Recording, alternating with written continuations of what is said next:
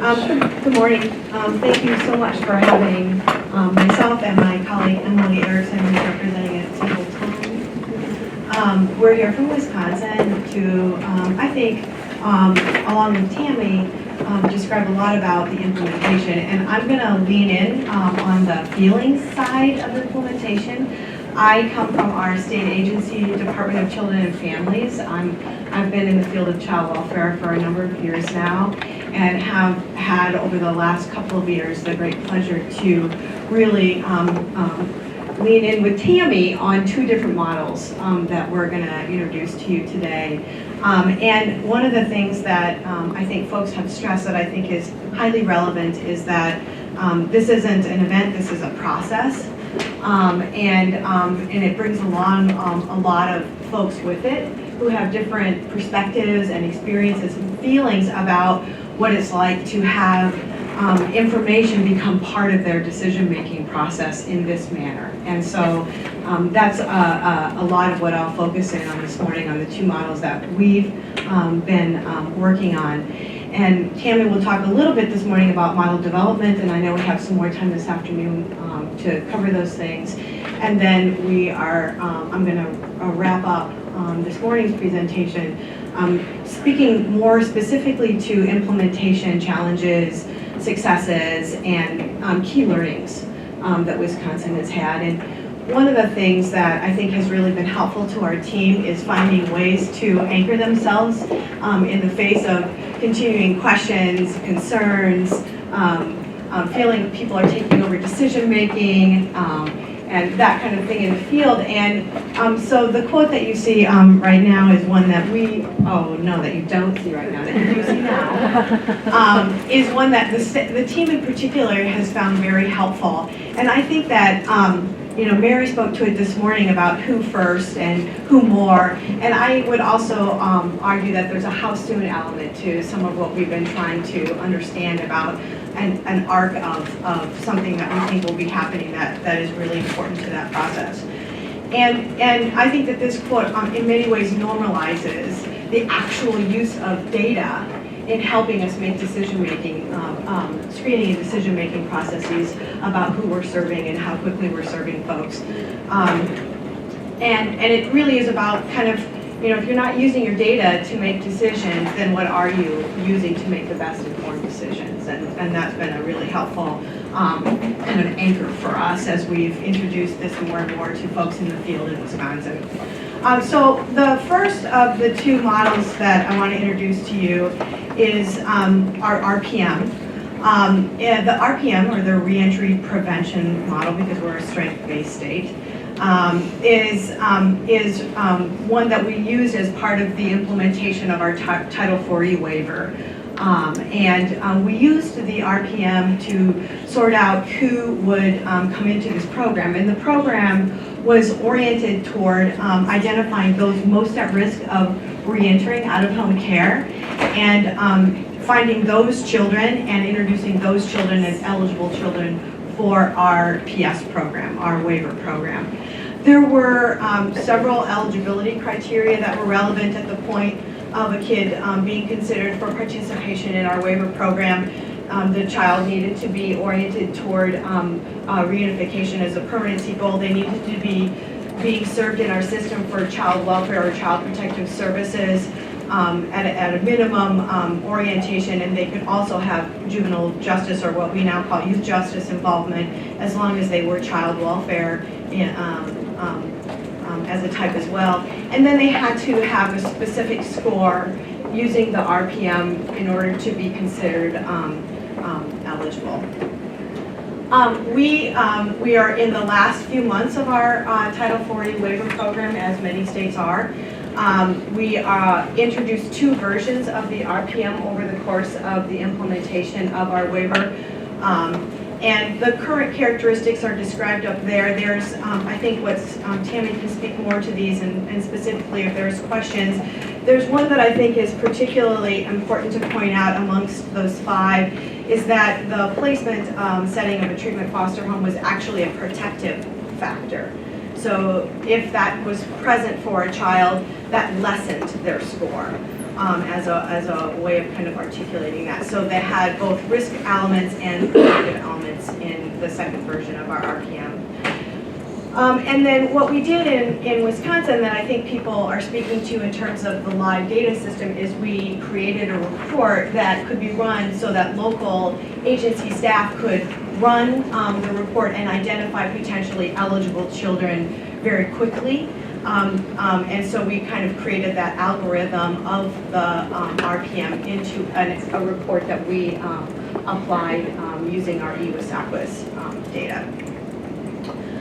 The current, it's a process slide. So the second model that we're working on, again with CFRC, that we're earlier in the stages about, and again focusing on it being a process and very much so a collaborative process, is really trying to support our child welfare professionals who are doing screening decision making at the point of referral.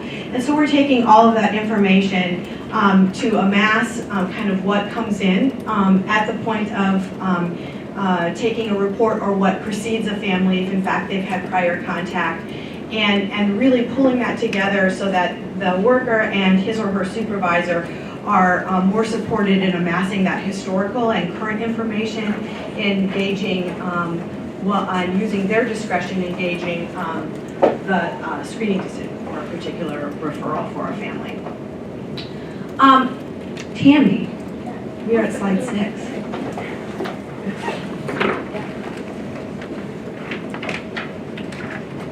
So I'm just going to talk a little bit in general about how we developed the model. And I'm going to speak specifically to the RPM. We are in the midst of developing a second predictive risk model for Wisconsin that's going to focus more on the front end.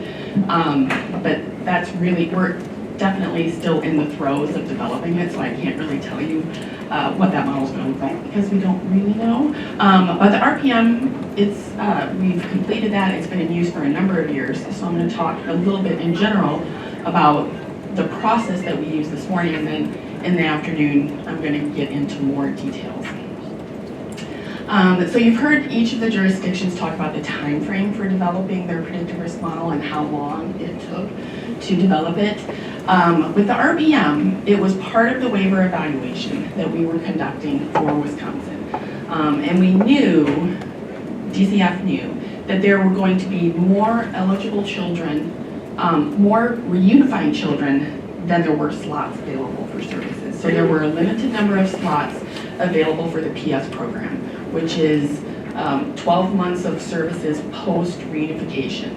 And the reason that that was selected as the waiver demonstration project is because reentry rates were very high.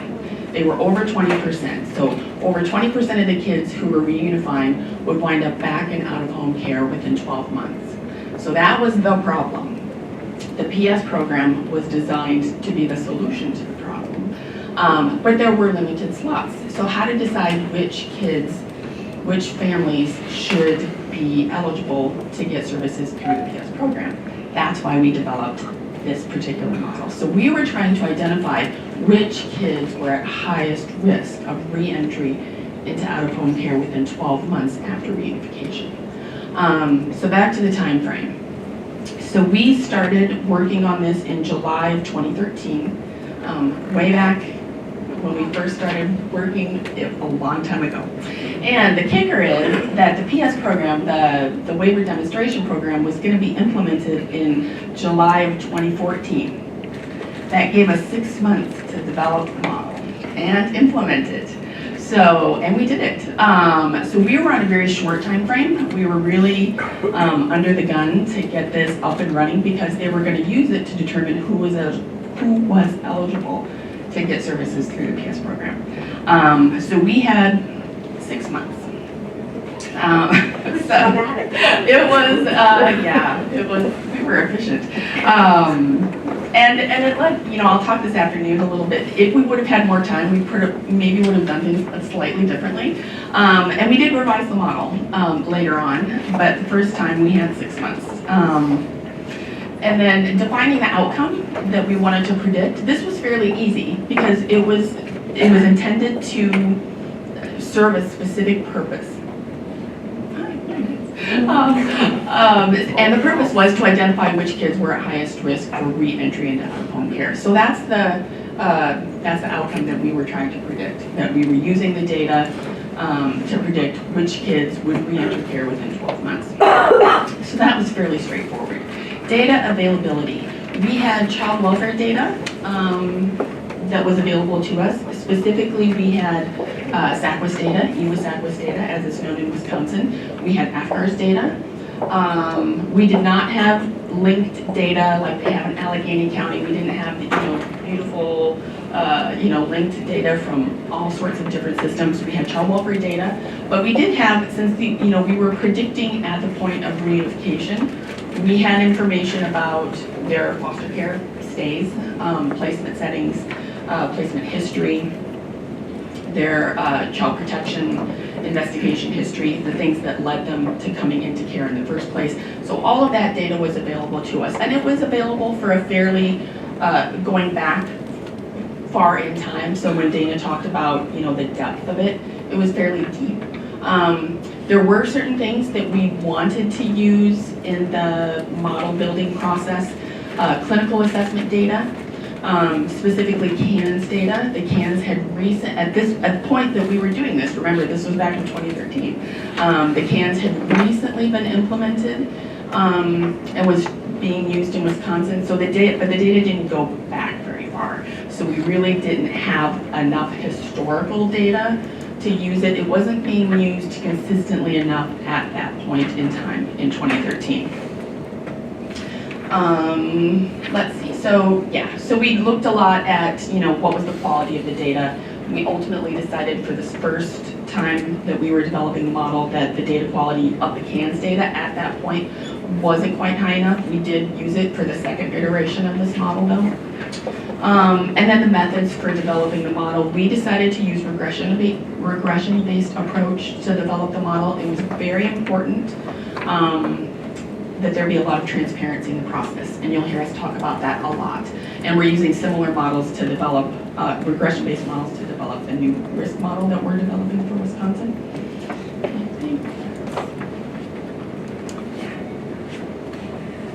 Okay, so kind of the heart of what happened, you can kind of probably imagine some of this stuff.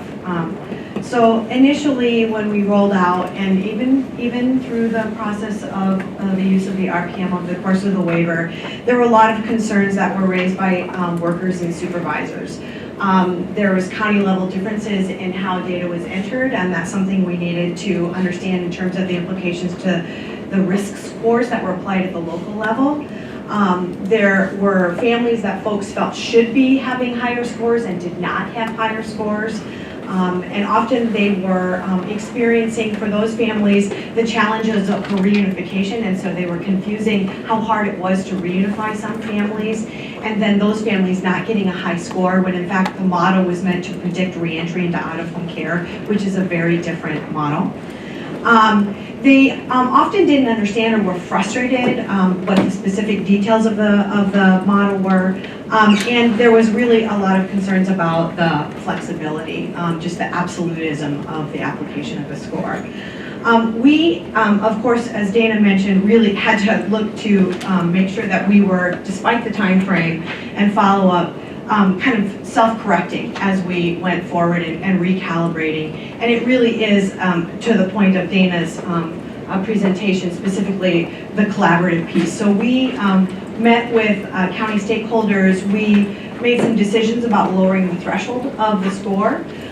We did this throughout meetings with those stakeholders. We talked about, I think, and as Tami mentioned, incorporated use of the CANS in a subsequent version that I think felt more amenable to staff in terms of seeing the family through the characteristics that are more readily visible through a CANS versus just the data points.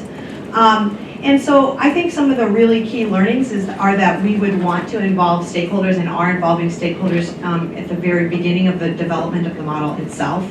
That's something we're doing right now in our second rollout, and we're engaging folks in a very real way around outreach and communication and planning for implementation. It also enables those folks to be part of understanding the model. So we're not trying to explain it to them once we've crafted it. They're part of the process of crafting it. And you know, the other thing that we learned in the first round of, particularly the first RPM, was that it had unintended consequences. So we were promoting trial reunifications, we call tribal visits, in Wisconsin, and this use of the RPM and the way that it was applied was really inhibiting that practice, and that was something we needed to understand those dynamics and have some adaptability around, because these things get implemented within the context of business that's occurring right now. We don't stop, put something in, and then start again. We're moving all the time, and you all know that very, very well. And so that's something we had to have a little bit more nuance around in terms of programmatic aspects of the use of predictive analytics or scores in our business processes. We really needed to have more flexibility and a loop for conversations around what was happening in the field, and I think Emily could speak to, if you don't create them, they will happen anyway. And so I think that the normalizing those feedback loops and having them be available to staff and to their supervisors with your state and your academic or research team is really critical.